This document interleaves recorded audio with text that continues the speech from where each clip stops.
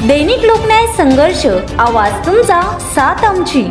रिसोड तालुक्यातील घोटा येथे अज्ञात व्यक्तीकडून सोलर पंपवर ड्रीप जाळून नुकसान। रिसोड तालुक्यातील घोटा शिवारात अज्ञात व्यक्तीने 24 मार्च रोजी संध्याकाळी 5 वाजता शेतकऱ्यांची सोलर पंप, ड्रीप आणि केबल जाळून नष्ट केल्याने शेतकऱ्याचे लाखोचे नुकसान झाले आहे। शेतकरी बालाजी मोरे, किशोर मोरे आणि पंडितराव देशमुख यांनी शेतीसाठी बसवलेले सोलर पंप व केबल जाळण्याची माहिती गावकऱ्यांनी दिल्यानंतर त्यांनी घटनास्थळी धाव घेतली। संपूर्ण साहित्याची राख झाली होती।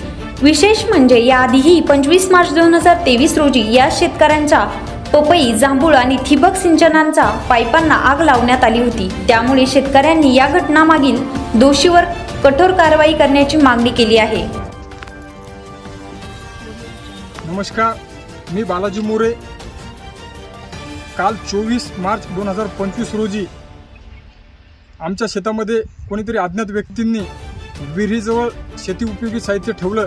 त्यामध्ये स्प्रिंकलर पाईप असतील, ड्रीप असेल, सोलर पंप असेल, त्या साहित्याला कोणीतरी अज्ञात व्यक्तीकडून आग लावून जाळून देण्याचा प्रयत्न केला।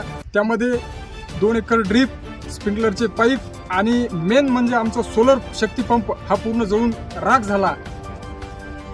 माझी शासनाला व पोलीस प्रशासनाला विनंती आहे की या दरवर्षीप्रमाणे आमचं म्हणजे ते सालाप्रमाणेच व्हायला का काय समजून नाही राहिलं। मागच्या 23 मार्च 2023 रोजी असंच कोणीतरी अज्ञात एका व्यक्तींनी माझ्या पपईचे 200 झाड, पेरूचे 200 झाड, संत्रा आणि ड्रीप हे असंच जाळलं होतं। त्याची पूर्णावृत्ती म्हणून या वर्षी आता याच कालच्या तारखेला हे असं परत एकदा घडलं। त्यामध्ये माझं 2 एकराचं ड्रीप, स्प्रिंकलरचे 60 पाईप आणि शक्ती सोलर पंप हे जळून खाक झालं।